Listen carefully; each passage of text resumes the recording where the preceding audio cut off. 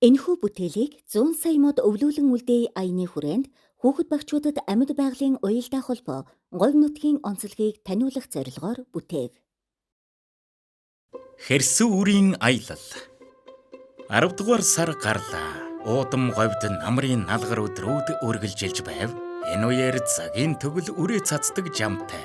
Удахгүй их модноос тасран унах өрүүд ирээдүйд говийн ногоохон төгөл болно.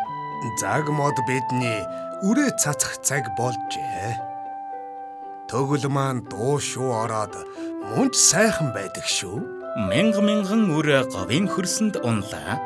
Унсан өрөөд хөрсөөгч нарын халамжинд амар тайван нойрсож хахир хатуу өвлийг давна. Өдрөөр ургах өөдөсгөн загууд минь унтаарай. Бүүвэ. Өрн хавар айлчилж навч цэцэг дэлгэрэн орчлонг сэрээсээр гэвч цагийн өрүүд бороо хур хүлээн хөрсөнд бүх гихч нойрсон хэвээр. Тэнгэр минь хур бороогоо хайрлан бяцхан үрсийг минь сэрээгээчтэй. Бороо орохгүй л үрс минь сэрэхгүй. Өдөнгөрөхөд үүлэн ээлж бяцхан цагийн өрүүдийг сэрээхээр тэнгэрт гарч ирлээ. Сайн байцгаана уу, загуудаа. Говийн салхи их хүчтэй юм. Салхинаас болоод замдаа жаахан саатчихлаа. Одоо бид ажиллаа хийхэд оройтойгүй гэж найдаж байна. Бороонд норж чийг авсан өрүүд часхийн ойлголтов. Загууд бяцхан үрсээ тайвшруулан салхинд найган эсгэрнэ. Загийн өрүүд хөрст дэлхийд нутагшин соёолж өдрөөр өсөж эхэллээ. Гэтэл нэг өдөр сүрхий маргаан болов. Мод ургахад нар, салхи, ус, хөрс, байгалийн тэнцвэрт байдал, хүмүүсийн хичээл зүтгэл гэд олон зүйл хэрэгтэй. Аль нэг нь л байхгүй бол бид амьдрахад бэрх гэж аав хэлсэн. Тийм шүү.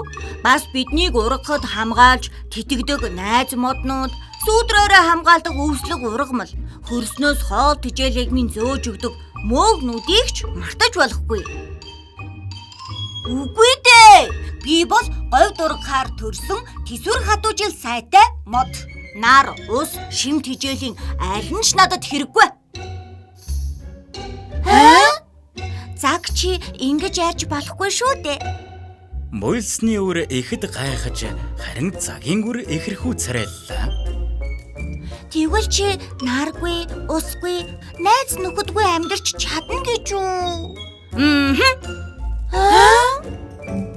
Найзууд удтал маргасны эцэст цагийн үр хэлснээ бодлохоор болов. Энхүү салхи хөлгөлөн төглөөсөө нисэн одлоо. Миний зөв болохыг та нар удахгүй харнаа. Би усгүй ч амьдраад л байна шүү дээ.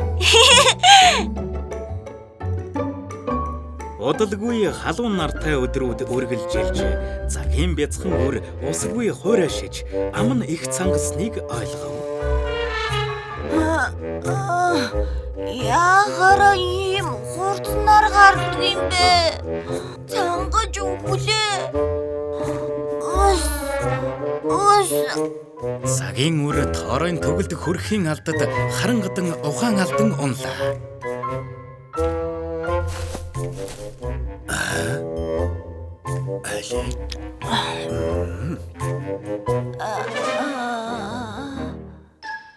Тоорын төглийн ачаар амьд гарсан бяцхан цаг маргааш нь тэндээс явлаа. Өдөржин бороо орж хатаж цангасан биехэн завөр бүрэн арилжээ. Цагийн үр бороо усчийг хэрэгтэйг мэдээд өөрийнх нь буруу болохыг ухаарсан ч түүнийг хэндэж хэлсэнгүй. Үр цааш явсаар бороотой өдөр нь бүрхэг хүйтэн өдрөөр солигдов. Бороо улам ширвсэж хүйтэрч эхэллээ. Өчигдөр хүн шатаачих гээд байсан нар хайж чигвэ. Цагийн үр тэнгэр рүү хартал бараан үүлнүүд түүн рүү ууртай харж байв. Үүлнүүдээ холдоод өгөөч. Надад нар хэрэгтэй байна шүү дээ. 2 хоногийн дараа нар үүлний цанаас мишэн гарч ирлээ. Цагийн үр нарны дулаан элчэнд бие шаран хэвтлээ. Ямар сайхан юм бэ? Цэнгэг агаар, нар, бороо гэдэл хэрэгтэй бүхэн минь байна да. Гэтэл гинтийн аюул учрах нь тэрэ. Сахилгагүй элсний ахан дүүс гинэтхэн хөдөлж цагийн үрийг яах хийхин зургүй болж орхилоо. Авраарай! Энд хин нэгэн байна уу? Хөгшин тоорой авраг том гараа цагийн үрлүү сунган элснээс татаж гаргав. Энэ сахилгагүй элснүүдийг дээ. Тэгээд цагийн үр яагаад энд ирснийг сонсоод ийм нэгэн түүхийг өгүүллээ. Би залуудаа яг чам шиг бодож явлаа. Өөрийгөө бусдаас илүү гэж өнгөрч сагсуурн, ойр тойрон дургасан моднуудыг дээрлэгэж тэдний бүх хоолыг үнцээрээ сорон идсэн юм. Хав ойрын минь модод үххэн үхэж төгөл тэр чихтэй гундаж ургахаа байв. Би тэгэхэд л буруу-тайгаа ухаарсан юм. Намайг уучлаарай найзуудаа. Би хуваа хичээж муухай зан гарган та нарыг гомдоосон байна. Бид бүгдээрээ дэм дэмэндээ амьдардаг болохыг би ойлгож ухаарсан. Мод ургахад бусд нь сүүдрээрээ халахлан салхи уснаас хамгаалж модны үнцийг холбон хөрснөөсөө шимт хижээл авахд тусалдаг гэдгийг эцэст нь би ойлгосон. Зэрэгцэн амьдардаг амьтан, ургамал, бичил биетнүүд нь нэг баг шиг бүгд нэгнээ дэмжин төлждөг нь байгалийн гайхамшиг юм. Ингэж манай төгөл үүсэж 100 жил амьдарч байна да. Цагийн үр тоорой модонд талархаад цааш явлаа. Гэвч бас л саадтай тулгарлаа. Ууртай салхинууд арай гэж хөрсөнд бэхлэгдэн өөдөө тэмүүлэн зогсож байсан цагийн үрийг яах ихийн зургүй өөр тийш нь тууж одлоо. Цагийн үр яаж ч хичээгээд салхийг сөрж чадсангүй. Салхинд хийсэж буй цагийн үр тоорой модны хэлсэн үгийг гинэтхэн саналаа. Говийн салхи хэтэрхий хүчтэй учир мод ургамлын үр тэрвэтгай хэдэн 10 жил хөрсөндөө бат бөх суусан том модыг ч хийсгэд явчихдаг. Тиймээс салхинаас болгоомжил. Цагийн үр салхинд туугдан хийсээр л нэг сэртэл нар эсэн дулаахан газар ирсэн байв. Эргэн тойрноо хартал ёр танихгүй олон өрнүүд харагдлаа. Цагийн үрийн нүдэнд хэн нэгэн ирж яваа харагдав. Ургамлын мэрэгжилтэн маш олон төрлийн модны үрийг хөрстэй бортхонд суулгаж, арчилж тордож байна. Би хаана ирчихвэ? Бид оюу толгой компани байгалийн ургамал үржүүлэхийн газар байна. Энд гой цулийн бүсэд ургадаг мод сөг гэд бүхий л ургамлыг бас ховор ургамлуудыг ч бас үржүүлж өсгöd говийн хөрсөн тарьдгийг.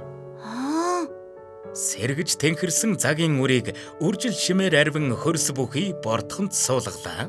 Хэдэн 7 хоногийн дараа цагийн үр бортохтой хөрсөнд ургасан хөөрхөн тарьцуулж торноод гэртээ харьлаа. Бяцхан цаг аав ээжтэйгэн баяр хөөр дүүрэн уулзлаа. Цагаан гоёо эгч нар бяцхан цагийг энд тэндээс нь барьж үзэн хичнээн том болсныг шагшин магтана.